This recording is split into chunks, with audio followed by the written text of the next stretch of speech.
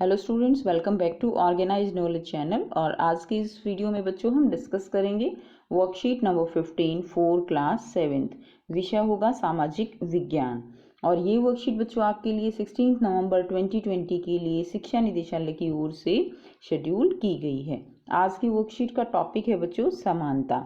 Last worksheet में भी हमने समानता के बारे में पढ़ा था। अब हम आगे कंटिन्यू करेंगे।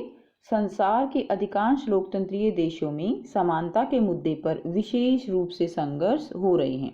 उदाहरण के लिए संयुक्त राज्य अमेरिका में अमेरिकी अफ्रीका लोग जो हैं जिनके पूर्वज क्या थे, गुलाम थे। तो उदाहरण दिया गया है अब संयुक्त राज्य अमेरिका का, जहां पर अफ्रीकी अमेरिकन लोग, ठीक है। अब जो अफ्रीकी अमेरिकन लोग थे वहां पर संयुक्त राज्य अमेरिका में उनके जो पूर्वज थे वो क्या थे, गुलाम थे और अफ्रीका से लाए गए थे। वे आज भी अपने जीवन को मुख्य रूप से असमान बताते हैं, ठीक है। यानी जो अफ्रीकी अमेरिकन लोग जिनके पूर्वज गुलाम थे, जो अफ्रीका से लाए गए थे, उनके साथ भेदभाव आज भी होता है। जबकि 1950 के अंतिम दशक में अफ्रीकी अमेरिकनों को समान अधिकार दिलाने के लिए आंदोलन हुआ था। इससे पहले अफ्रीकी अमेरिकनों के साथ संयुक्त राज्य में बहुत असमानता का व्यवहार होता था। यानी उनको एक तरह से गुलाम समझा जाता था। उनको स्वतंत्र रूप से घूमने फिरने की आज़ादी नहीं थी। वो जो है, जो भी वहाँ के रिसोर्सेज थे, संसाधन थे, उनका प्रयोग वो अमेरिका के जो लोग थे उनकी तरह नहीं कर सकते थे। इससे पहले अफ्रीकी अमेरिकनों के साथ संयुक्त राज्य में बहुत असमानता का व्यवहार होता था और कानून भी उन्हें समान नहीं मानता था। उदाहरण के लिए बस से यात्रा करते समय उन्हें बस में पीछे बैठना पड़ता था। रोजा पार्क्स एक एग्जाम्पल दिया गया है। रोजा पार्क्स एक अफ्रीकी अमेरिकन महिला थी। 1 दिसंबर 1955 को दिन भर काम करके थक जाने के बाद बस में उन्होंने अपनी सीट एक गोरे व्यक्ति को देने से मना कर दिया। उस दिन उनके इनकार से अफ्रीकी अमेरिकनों के साथ असमानता को लेकर एक विशाल आंदोलन प्रारंभ हो गया, जो नागरिक अधिकार आंदोलन कहलाया, ठीक है। तो वो आंदोलन क्या कहलाया, वो कहलाया सिविल राइट्स मूवमेंट, यानी नागरिक अधिकार आंदोलन। ये आंदोलन जो है शुरू हो गया था। नेक्स्ट देखिए, 1964 के नागरिक अधिकार अधिनियम ने नस्ल, धर्म और राष्ट्रीय मूल के आधार पर भेदभाव को निषेध कर दिया। यानी ये आंदोलन जो है इसने नस्ल, धर्म और राष्ट्रीय मूल के आधार पर लोगों के साथ जो वहाँ पर भेदभाव हो रहा था उसको निषेध कर दिया। इसने यह भी कहा कि अफ्रीकी अमेरिकन बच्चों के लिए सब स्कूलों के दरवाजे खोले जाएंगे और उन्हें अलग स्कूलों में नहीं जाना पड़ेगा, जो विशेष रूप से केवल उन्हीं के लिए खोले गए थे। यानी कुछ स्कूल ऐसे थे जो केवल अफ्रीका अमेरिकन जो लोग थे उन्हीं के लिए खोले गए थे, उनको किसी और स्कूल में जाने का अधिकार नहीं था। अब उनके साथ जो है यहाँ पर भेदभाव होता था। तो इतना होने के बावजूद भी अधिकांश अफ्रीकी अमेरिकन गरीब हैं, ठीक है। अधिकतर अफ्रीकी अमेरिकन बच्चे केवल ऐसे सरकारी स्कूलों में प्रवेश लेने का ही सामर्थ्य रखते हैं जहां कम सुविधाएं हैं और कम योग्यता वाले शिक्षक हैं, जबकि गोरे विद्यार्थी निजी स्कूलों में जाते हैं या उन क्षेत्रों में रहते हैं जहां के सरकारी स्कूलों का स्तर जो है वो निजी स्कूलों जैसा ही ऊंचा है।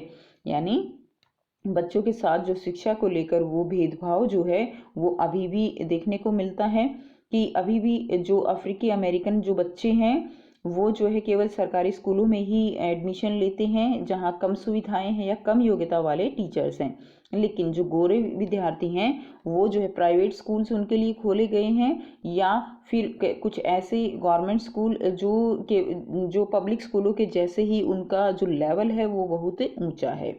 अब देखिए, लोकतंत्र के सम्मुख जो है वो क्या क्या चुनौती है। हमारे लोकतंत्र के सम्मुख आर्थिक असमानता और सामाजिक असमानता, ये दो असमानताएं बहुत ही व्यापक रूप में फैली हुई हैं।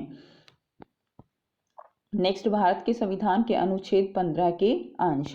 देखिए बच्चों, हमारे भारतीय संविधान में भी बहुत सारे ऐसे कानून और ऐसे अनुच्छेद उनका वर्णन है जो कि समानता को सुनिश्चित करते हैं। तो उसी का उदाहरण है, भारत के संविधान के अनुच्छेद 15 में क्या कहा गया है कि धर्म, मूल वंश, जाति, लिंग या जन्म स्थान के आधार पर विभेद का प्रतिषेध है अनुच्छेद 15 में। इसमें कहा गया है कि राज्य किसी नागरिक के विरुद्ध केवल धर्म, मूल वंश, जाति, लिंग, जन्म स्थान या इनमें से किसी के आधार पर भी कोई विभेद नहीं करेगा। यानी किसी तरह की कोई भी भेदभाव उनके धर्म, मूल वंश, जाति, लिंग या जन्म स्थान को लेकर नहीं किया जाएगा। दूसरा पॉइंट क्या है?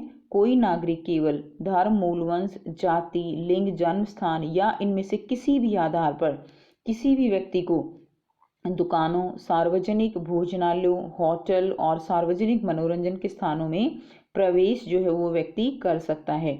यानी कोई भी सार्वजनिक अगर स्थान है, चाहे वो दुकान है, होटल है, कहीं पर भी किसी का प्रवेश भी निषेध नहीं है। ठीक है, सभी को वहां पर जाने की आज़ादी है, फ्रीडम है। नेक्स्ट पॉइंट दिया गया है, पूर्णतः या भागतः राज्य निधि से पोषित या साधारण जनता के प्रयोग के लिए समर्पित कुओं, तालाबों, स्नान घाटों, सड़कों और सार्वजनिक समागम के स्थानों के उपयोग के संबंध में किसी भी निर्योग्यता, दायित्व, निर्बंधन या शर्त के अधीन नहीं होगा। यानी जो भी राज्य निधि से सरकार के द्वारा जो भी ऐसा कोई आप कह सकते हो कि कोई भी ऐसा स्थान है जो गवर्नमेंट है, ठीक है, चाहे वो पूर्णतः है या वो पार्शली गवर्नमेंट है या साधारण जनता के प्रयोग के लिए समर्पित कोई भी कुआं है, तालाब है, स्नान घाट है, सड़क है, ऐसे सार्वजनिक स्थान हैं, वहाँ पर किसी भी व्यक्ति को जो है जाने की पूरी स्वतंत्रता है। तो ऐसा भारतीय संविधान में जो है उसमें समानता को सुनिश्चित करने के लिए अनुच्छेद में कहा गया है। नेक्स्ट देखिए बच्चों, क्रियाकलाप 1 दिया गया है, हमारे राष्ट्रपिता महात्मा गांधी के साथ भी दक्षिण अफ्रीका में कुछ इसी प्रकार की असमानता का व्यवहार किया गया था। इस संदर्भ में कुछ जानकारी एकत्र करके लिखिए। ठीक है, तो बच्चों आपके लिए ये काम है, आपको ये जानकारी इकट्ठी करके और इस बारे में लिखना है कि किस तरह उनके साथ असमानता का व्यवहार किया गया था। अब देखिए बच्चों, कुछ प्रश्न दिए गए हैं, निम्नलिखित प्रश्नों के उत्तर दीजिए। तो फर्स्ट क्या है, देश में समानता स्थापित करने के लिए कुछ उपाय बताइए। तो आपको बताना है कि देश में किस तरह से समानता स्थापित की जा सकती है। तो आइए बेटा करते हैं इसका आंसर। तो यहाँ से आप इसका उत्तर लिख सकते हैं। पहला जो है क्या है, आर्थिक भेदभाव को दूर करने के लिए गरीबों के लिए योजनाएं चलानी चाहिए। लैंगिक भेदभाव को दूर करने के लिए लड़के और लड़कियों को समान अवसर दिए जाने चाहिए। और धार्मिक समानता लाने के लिए सभी धर्मों को समान समझना चाहिए व इसके लिए प्रयास करने चाहिए। काफ़ी आसान है बेटा ये, ठीक है, कि हम किस तरह से आर्थिक, लैंगिक और धार्मिक ऐसा जो है असमानता उनको हटाने का प्रयास कर सकते हैं। नेक्स्ट क्वेश्चन देखिए,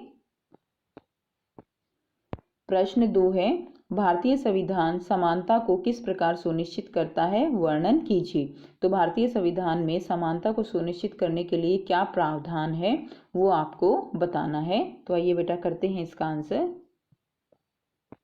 सो यहाँ से आप इसका आंसर करेंगे, भारतीय संविधान में समानता को सुनिश्चित करने के लिए कुछ कानून बनाए गए हैं जिनका पालन करना हर एक व्यक्ति के लिए अनिवार्य है। उदाहरण, अनुच्छेद 15 के अनुसार किसी व्यक्ति जो राज्य है किसी व्यक्ति के जन्म, मूल, जाति, जन्म स्थान आदि के आधार पर किसी भी व्यक्ति से भेदभाव नहीं कर सकता। तो ये जो है अनुच्छेद 15 में संविधान में कहा गया है। नेक्स्ट क्वेश्चन देखिए, प्रश्न 3 है, 1964 में अमेरिका में नागरिक अधिकार आंदोलन क्यों आरंभ हुआ। तो आपको बताना है कि 1964 में अमेरिका में जो नागरिक आंदोलन आरंभ हुए थे वो आंदोलन आरंभ क्यों हुए थे। सो बेटा आप यहीं से इसका आंसर लिखेंगे। देखिए यहाँ से हमने अभी पढ़ा, 1 दिसंबर 1955 को दिन भर काम करके थक जाने के बाद बस में जो है रोजा पार्क्स, यहाँ से हम स्टार्ट करेंगे। रोजा पार्क्स एक अफ्रीकी अमेरिकन महिला थी। 1 दिसंबर 1955 को दिन भर काम करके थक जाने के बाद बस में उन्होंने अपनी सीट एक गोरे व्यक्ति को देने से मना कर दिया। उस दिन उसके इनकार के जो है बाद अफ्रीकी अमेरिकनों के साथ असमानता को लेकर एक विशाल आंदोलन प्रारंभ हो गया जो नागरिक अधिकार आंदोलन कहलाया। ठीक है, तो यहाँ से लेकर बेटा आप यहाँ तक जो है इसका आंसर लिखेंगे क्वेश्चन नंबर 3 का। ठीक है, तो ये थी बच्चों आपकी आज की वर्कशीट। आई होप बेटा आपको ये वर्कशीट क्लियर है। कोई भी प्रॉब्लम है आप कमेंट करके पूछ सकते हो। वीडियो अच्छी लगी तो लाइक शेयर ज़रूर कर दीजिए, चैनल को सब्सक्राइब भी कर लीजिए। And thanks for watching, have a nice day.